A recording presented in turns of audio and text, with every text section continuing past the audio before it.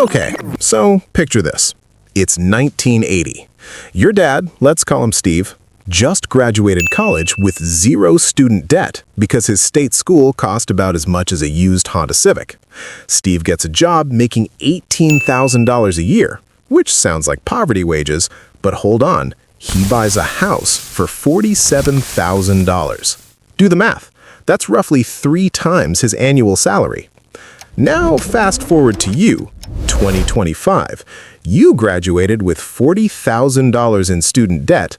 You're making $55,000 a year if you're lucky, and that same house, it's $660,000. That's 12 times your salary. 12! But sure, the reason you can't buy a house is definitely because you bought a $6 latte last Tuesday. I'm your rich friend, and for the next 45 minutes, we're going to dig into why our generation got absolutely cooked by the housing market. And spoiler alert, it's not your fault, but there are still things you can do about it.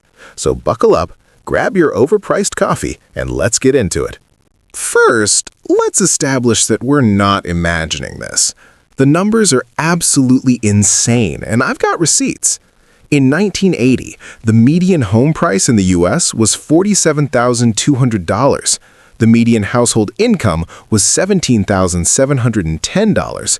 That's a ratio of 2.7 to 1, meaning if you saved literally every penny you made for 2.7 years, which obviously no one can do because, eating, you could buy a house outright. By 2000, that ratio had climbed to 4.0 to 1. Not great, but still manageable if you saved aggressively. 2010, we're at 4.6 to 1, post-housing crash. And now in 2025, according to the latest data from the Federal Reserve and Zillow, we're sitting at approximately 8.1 to 1 nationally.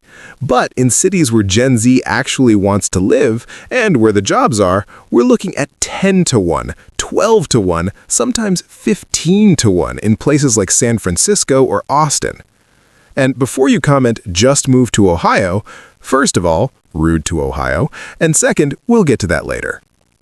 Here's another fun fact. In 1980, a college graduate could expect to pay about 20% of their income toward a mortgage if they bought a median-priced home. Today, that number is closer to 45% in most markets. The general financial advice says you shouldn't spend more than 28% of your gross income on housing. We're so far past that, it's not even funny. But yeah, it's definitely the avocado toast. Those $12 brunches are really what's keeping us from coming up with a $130,000 down payment. Absolutely.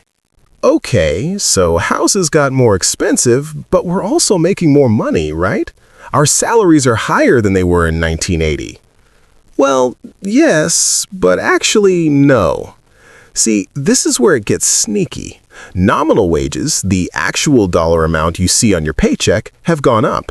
In 1980, the average worker made about $12,500 a year. Now the average is around $60,000. Looks like we're winning.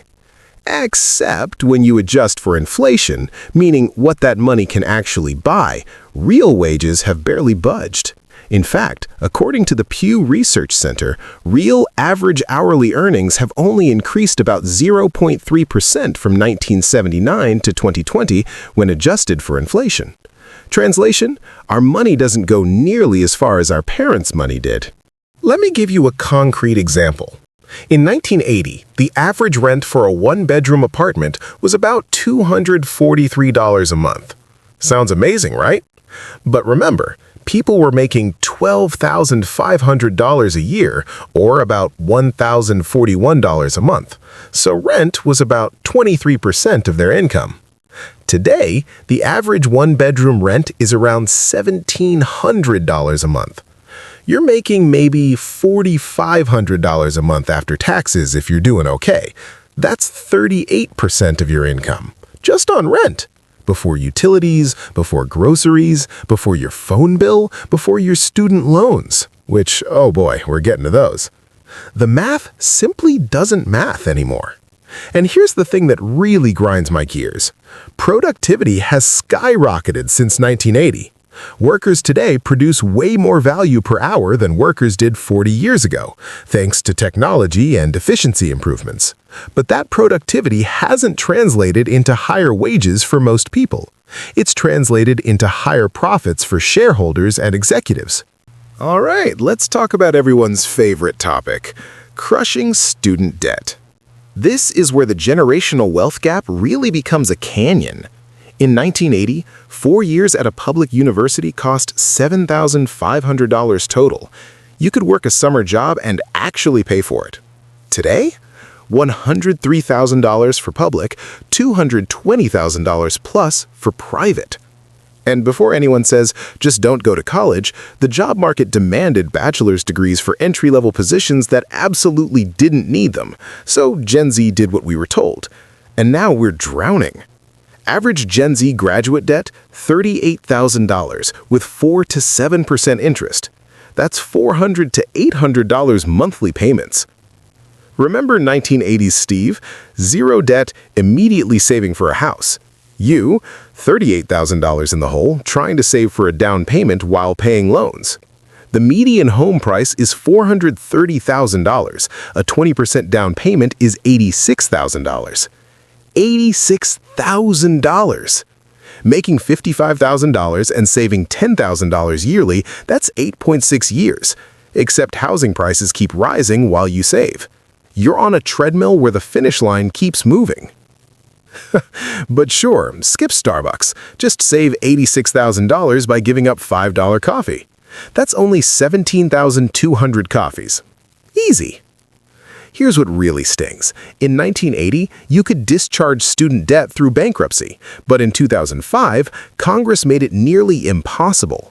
Get hit by a bus, lose your job, you still owe that money. You literally cannot escape it. This isn't about personal responsibility. This is about a system that changed the rules and then blamed players for losing. Let's talk about inflation, because this gets really spicy. Official inflation since 1980, 290%. Something that cost $1 then costs $3.90 today. But inflation hasn't hit everything equally. Gotten cheaper, TVs and electronics, clothing, consumer goods. Gotten insanely expensive, housing up 450%, college tuition up 1,200%, healthcare up 600%, childcare up 214%. Notice a pattern? Everything you need to build a life has far outpaced wages. Meanwhile, stuff you don't need to survive got cheaper. Congrats! You can buy a 70-inch TV for $400, but you'll watch it in your childhood bedroom because rent is $2,000 a month. 2021 to 2024 was brutal. We hit 9.1% inflation in 2022. Your rent, groceries, gas, all up. Your salary? For most people, absolutely not. The Fed raised interest rates to fight inflation. Great, except it made mortgages way more expensive.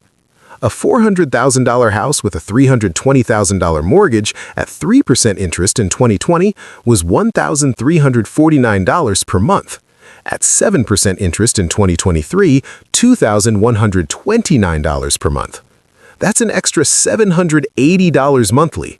Over 30 years, that's $280,800 more in interest alone.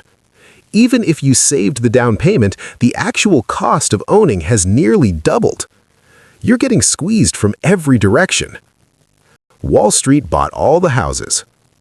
Now we need to talk about something that genuinely makes me angry: the financialization of housing. After the 2008 crash, regular people lost their homes, millions of them. But who swooped in to buy foreclosed properties at bargain prices? Wall Street.